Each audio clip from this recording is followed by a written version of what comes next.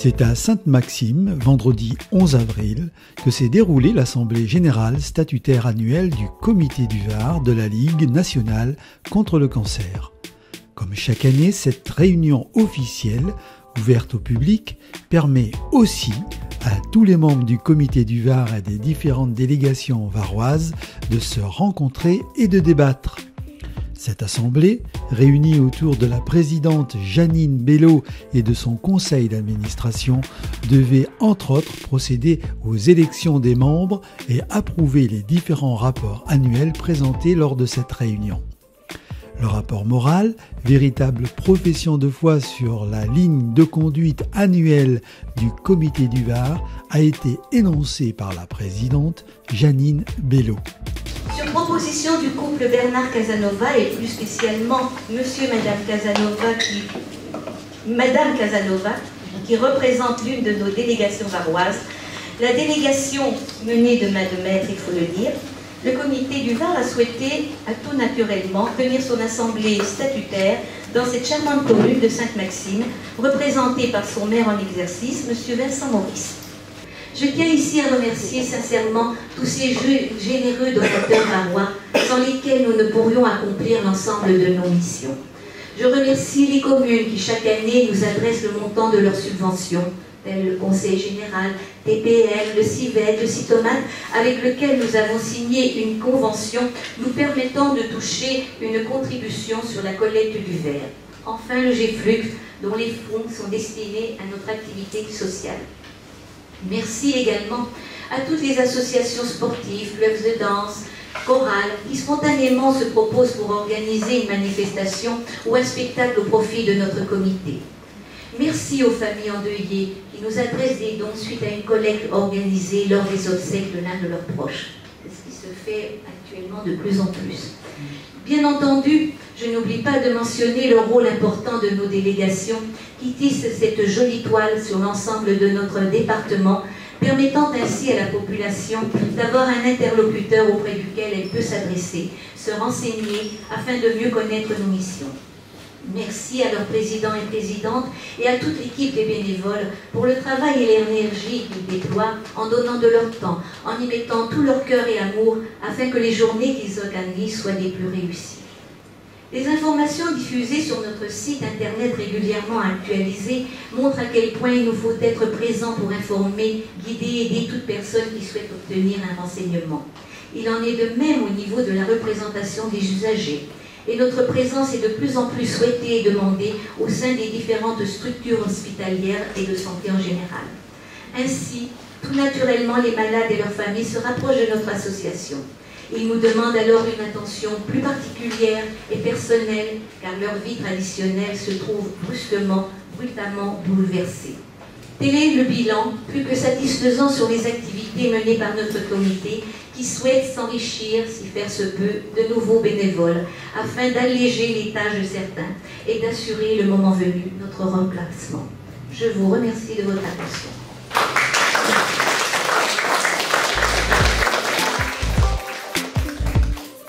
Le professeur Levotte, quant à lui, a présenté le rapport sur le conseil scientifique avec un compte-rendu sur le congrès des 30 et 31 janvier, auquel il a participé avec pour thème le colloque sur la politique de recherche de la Ligue contre le cancer. Eh bien, la Ligue est le premier soutien de la recherche en France, puisque le premier soutien privé, s'entend, à hauteur de 36 millions d'euros environ, pour arrondir. C'est un chiffre qu'elle entend maintenir. Elle soutient 100 équipes labellisées et 110 doctorants ou post-doctorants et assure un certain nombre d'autres soutiens que je ne détaillerai pas mais qui sont extrêmement importants. Pour n'en citer qu'un, c'est le programme carte d'identité des tumeurs par exemple. Ce sont différents secteurs de la recherche fondamentale est bien entendu privilégiée, mais il y a aussi la recherche épidémiologique, la recherche sociologique, qui sont des domaines également représentés. Et d'autre part, à cette réunion a été présenté un projet très intéressant qui s'appelle l'hadronthérapie, qui est une nouvelle méthode de thérapeutique de tumeurs rares qui sont inaccessibles soit à la chirurgie, soit encore à la radiothérapie classique. Et le bilan de cette réunion qui s'est tenue à Caen, quel est-il ? Eh bien, à mon avis, il est très, très encourageant.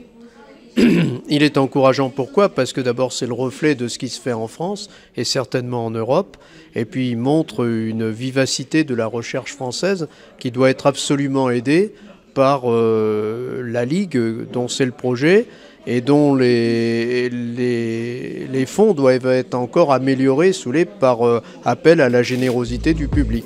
Comme chaque année, c'est au cours de l'Assemblée générale statutaire annuelle du Comité du Var de la Ligue nationale contre le cancer que se déroule la remise du prix Var Dr Joseph Amalric.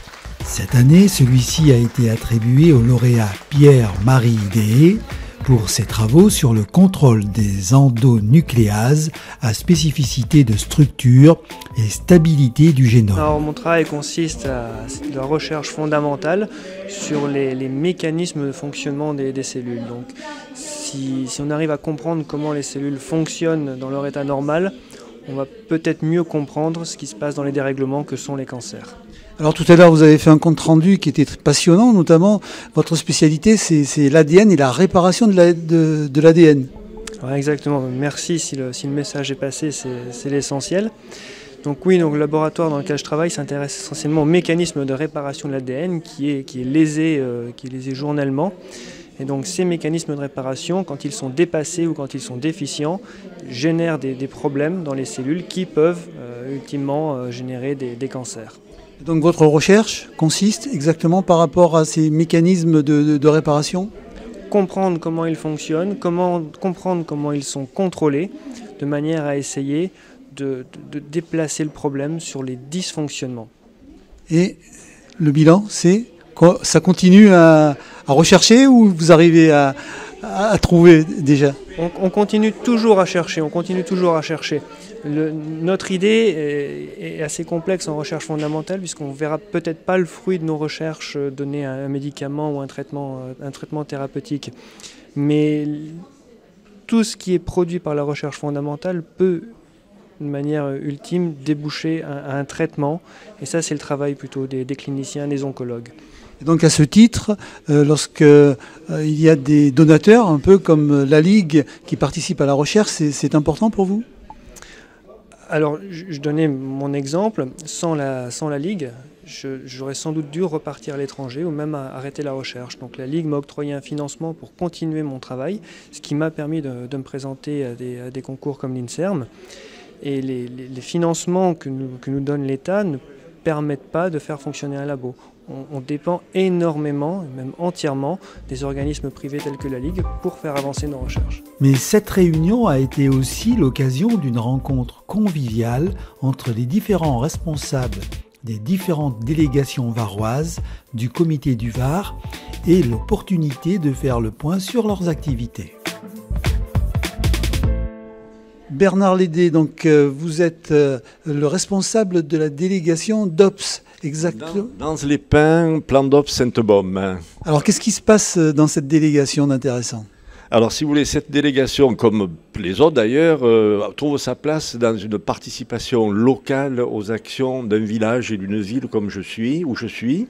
Et ça donne, si vous voulez, à la mairie, à toutes les associations, au tissu local, le sentiment que la Ligue participe à la vie locale pour des actions de fond concernant la recherche, bien évidemment, mais aussi dans le domaine de la prévention, avec la participation pour la participation aux écoles pour les faire de la prévention anti-tabac, avec des groupes de parole concernant les personnes qui sont en mal et qui souhaitent parler avec la Ligue pour quand elles sont malades. Disons, on est impliqué complètement dans le tissu local, ce qui veut dire que quand nous organisons des manifestations pour contribuer à trouver des financements pour la Ligue, comme le repas de l'espoir, nous avons une présence par les gens qui comprennent pourquoi la Ligue travaille dans ce secteur et qui voient les actions que nous menons pour arriver à des résultats en matière de recherche contre le cancer. Voilà. C'est à la fois très simple, mais c'est un travail de fond qui doit s'inscrire dans la durée pour expliquer au tissu des élus et au tissu local qu'on est avec eux pour participer globalement aux actions grâce à la Ligue. Voilà. Parfait, je vous remercie. Denise Rouletabille, alors vous êtes la responsable depuis des années, 22 ans. depuis 22 ans de la délégation de Sanary. Alors comment ça se passe? C'est une délégation qui est très active. Ben oui, parce que pour l'instant, je suis encore active. Et j'ai pas mal de bénévoles qui viennent ce jour-là. Et depuis 1992, j'organise des manifestations. 5 ou 6 manifestations par an. Et les manifestations sont toujours bien perçues, vous amenez du monde, et il faut dire que le monde qui vient participe aussi au financement, quelque part, du comité du Var. Bah, oui, exactement. Heureusement, parce que ça rapporte pas mal d'argent au comité. Voilà, parce que, Nous en avons besoin pour les malades et pour la recherche. voilà. Et donc les manifestations ne sont pas gratuites que vous organisez, on appelle ça des manifestations de bienfaisance. Ok. Nous faisons payer l'emplacement aux exposants. Et puis c'est tout. Puis nous faisons une bonne tombola qui nous aide aussi. Et tout cet argent est reversé au comité du Var, bien entendu. Les manifestations sont bien perçues. Vous avez, Oui. voilà, vous faites beaucoup de manifestations populaires et qui attirent beaucoup de monde à Sanary. Oui. Nous avons un DJ qui anime ces manifestations chaque fois. Et puis alors le 6 juillet, je voulais vieillir déjà. Le 6 juillet, nous avons la foire à la Brocante. Le 27 juillet, la foire à l'ail, les produits régionaux. Là, cette foire attire beaucoup de monde, elle est très demandée. Et il faut dire que ce sont des manifestations annuelles qui se répètent chaque année. Voilà, oui, qui sont demandées. Voilà. Moi, mais les foires à l'ail, tout ça, les gens aiment bien. Je vous remercie. Merci à vous. Nicole Casanova, vous êtes la présidente, la responsable de la délégation de Sainte-Maxime, ville où nous nous trouvons aujourd'hui. Que se passe-t-il donc dans cette délégation de Sainte-Maxime et aussi de Sainte-Maxime Et Plan de la Tour également, oui. Malheureusement, Plan de la Tour, j'ai plus de délégués. J'avais un délégué qui malheureusement a une vie de famille de jeunes hommes et donc il est très pris. Alors au niveau de manifestation, est-ce que c'est une... Manifestation, c'est très limité parce qu'avant nous étions 4, maintenant je suis restée toute seule pendant presque 2 ans. Là maintenant je viens de recruter 3 personnes, donc je pense que nous allons pouvoir organiser des manifestations. J'ai organisé des pièces de théâtre avec une petite troupe de Sainte-Maxime qui s'appelle l'Arc-en-Scène et qui, gratuitement, nous fait des représentations de théâtre. Voilà. Je dis entre parenthèses qui sont très bons et qu'on a bien rigolé chaque fois. Bien, donc ça va attirer du monde certainement. Voilà, donc on a fait une manifestation sur Plan de la Tour et la dernière, on l'a fait sur Gassin en fin d'année. Et bon, il n'y avait pas un monde énorme, mais c'était correct, quoi. Voilà. Donc c'est une manifestation qui va, on peut dire, redevenir dynamique.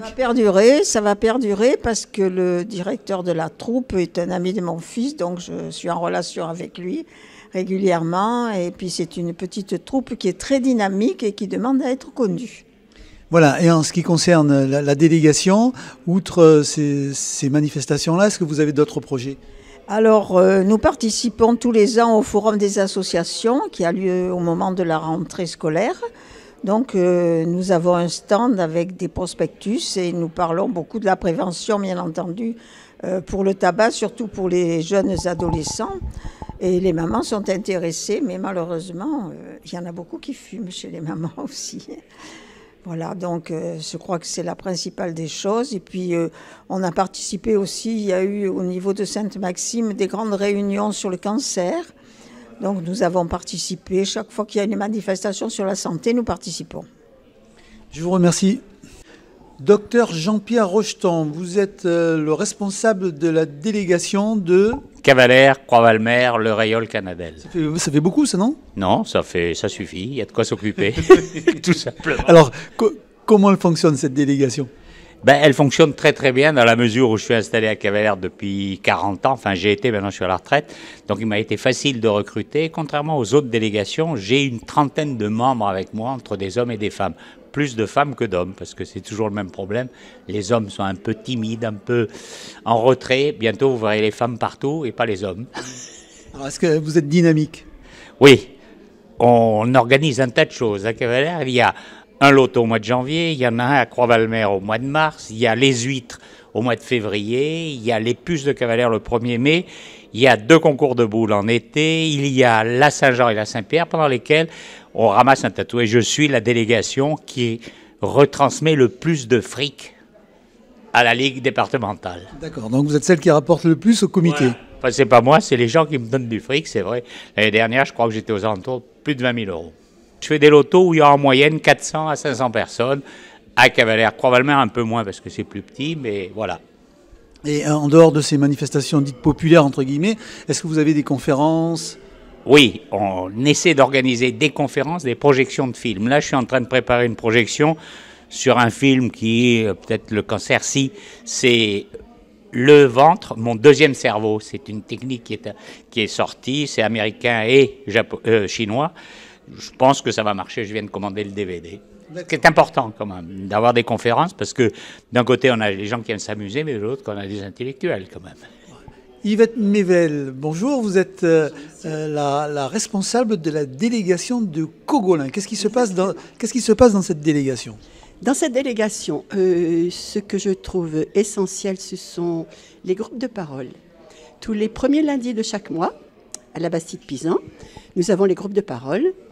Alors c'est vrai que c'est peut-être pas évident, donc nous avons des médecins, les représentants des délégations, puis nous avons des malades qui n'osent pas prendre la parole, mais qui après, quand ils parlent, on les sent, ils se dégonflent et ça les soulage énormément, énormément, énormément. À part ça, sur Cogolin, nous avons comme activité, nous faisions beaucoup de concerts en l'église de Cogolin. Et donc le bénéfice des concerts allait à la Ligue nationale contre le cancer aussi, bien sûr. Mais là, la chorale a fondu, donc on n'est plus nombreux. Cette année, nous avons fait un tournoi de bridge sur Cogolin, donc avec les bridgeurs et la Ligue, qui a pas mal rapporté. C'est bien. Oui, parce que le but, en fait, c'est de rapporter du financement pour le comité de la Ligue, hein, toutes ces actions. Je peux dire le montant du tournoi de bridge. Ça a rapporté quand même 1 550 €. Sur Cogolin, ce qui manque, c'est la relève. Parce qu'on prend de l'âge, donc automatiquement, c'est pas les idées qui manquent, mais c'est les mains, c'est les bras. C'est les bras, et donc il nous faut des jeunes. Mais comme activité, nous avons une activité qui est traditionnelle à Cogolin, c'est la vente d'aluminium. La vente d'aluminium qui se passe, mettons, une quinzaine de jours avant Noël à peu près. Et une année, on ne l'avait pas faite. Et les Cogolinois nous ont dit, alors cette année, comment ça se fait, on n'a pas eu d'aluminium. Donc l'aluminium, que ce soit sur le marché, dans la galerie de Leclerc, nous vendons des petits aluminiums. Les gens les prennent ou les prennent pas, mais nous donnent de l'argent. Donc vous êtes bien perçu ? Très bien perçu. Très bien perçu. Mais il nous faut des jeunes. Les jeunes. Voilà, donc si les spectateurs nous entendent, qu'ils habitent la région de Cogolin. Les bras ouverts, voilà. Et grands ouverts. C'est le message qu'il faut faire passer. Je vous remercie. Merci beaucoup. Monique Dolzan, bonjour. Alors vous êtes la responsable de la délégation de Fréjus Saint-Raphaël du comité du Var de la Ligue nationale contre le cancer. Alors qu'est-ce qui se passe dans cette délégation de Fréjus ? Il se passe très peu de choses pour l'instant parce que nous démarrons. Donc nous sommes sur le point d'ouvrir un bureau qui va fonctionner 1 à 2 jours par mois, suivant les demandes et suivant les personnes qui sont intéressées. Voilà, alors nous démarrons seulement. Donc en fait c'est une nouvelle délégation. C'est une ouverture de bureau, il n'existait rien sur Saint-Raphaël et sur Fréjus. Tout était concentré sur Toulon, donc je pense que ce serait très utile qu'il y ait quelque chose dans notre région, enfin c'est Fréjus-Saint-Raphaël. Donc ça correspond à une demande ? Oui, ça dépend. Oui, surtout à une demande, on s'est aperçu que par rapport à l'hôpital, les gens sortaient de l'hôpital et se retrouvaient sans rien. Sans rien, vous voulez dire sans suivi psychologique ? Sans personne pour les voir, pour les visiter, pour les aider. Voilà, donc ce qui va être le rôle de... Donc à partir de ce constat-là, vous vous êtes dit, il faut qu'il y ait un suivi psychologique, qu'on vienne les aider. On vienne les aider, oui. Puis moi j'ai pratiqué beaucoup, je viens de Nancy, où on avait une association qui était très importante, les Amazones. On faisait que ce genre de choses, de visites, d'accompagnement. Donc j'avais envie de recommencer, de refaire autre chose ici, de faire la même chose, ici. Donc vous allez faire des groupes de parole, vous allez faire de la sophrologie ? Des groupes de parole, des cafés-débats, des rencontres. Voilà, donc on peut démarrer comme ça et on va voir ce que ça va donner et suivant les besoins, on fera en fonction. Donc toutes les personnes qui habitent en fait cette région Invités à venir nous rencontrer. Nos bureaux vont être dans l'HED, établissement qui sert aux malades. Donc nous aurons une permanence. Voilà. Janine Sage, vous êtes la responsable et la présidente de la délégation de Draguignan depuis 32 ans, je crois. 32 ans, j'ai 80 ans. Très bien. Et qu'est-ce qui s'est passé alors dans ces 32 ans Disons que j'ai beaucoup eu du monde. Nous étions 20, trésorier, secrétaire et tout. Et maintenant, je me retrouve toute seule. D'accord. Je demande beaucoup de bénévolat. Voilà. Donc le message qu'on peut faire passer... Des bénévoles. Voilà. Des bénévoles. Et des jeunes de préférence, pour prendre le relais. Ah oui, il faut que quelqu'un prenne le relais. Je ne peux plus. Moi, j'ai 80 ans. Et... Vous continuez une petite activité sur la délégation ? Je vais continuer tant que je ne trouve pas des personnels comme il faut. Voilà, donc alors si vous êtes en train de nous regarder et que vous habitez la région de Draguignan, si vous vous sentez une âme pour aider les personnes, surtout au niveau psychologique, et puis aussi, il y a un côté aussi culturel, on peut organiser, bien sûr. organiser des manifestations, eh bien n'hésitez pas. Michel, il le sait très bien. Parce qu'il est venu m'aider à Fort de l'Olive, et il me connaît depuis 32 ans. Alors. Voilà, parce que vous avez déjà organisé plein de manifestations. Dites-nous un peu ce que vous avez organisé. À Fort de l'Olive, chaque année, pendant 10 jours, nous faisions du tricot, de poterie, de la couture, que nous vendions. Tout au profit de la Ligue. Voilà, donc c'est pour reprendre en fait ces manifestations qui apportaient du monde et du financement. Du financement. Voilà, donc où on peut vous joindre où ? 04 94 68 87 37. Voilà, ben je vous remercie. Et puis si vous avez entendu l'appel, n'hésitez pas à porter votre aide à la délégation de Draguignan. Joël Toé, vous êtes le responsable de la délégation de Saint-Zacharie. Alors qu'est-ce qui se passe dans cette délégation ? Mais écoutez, dans cette délégation, nous essayons d'apporter notre petite pierre à l'édifice, c'est-à-dire que nous organisons pas mal de manifestations dans l'année pour recueillir des fonds, bien sûr, qui sont tous redistribués en totalité à la Ligue contre le cancer de Toulon. Nous faisons 2-3 manifestations dans l'année et nous essayons aussi de sensibiliser à travers la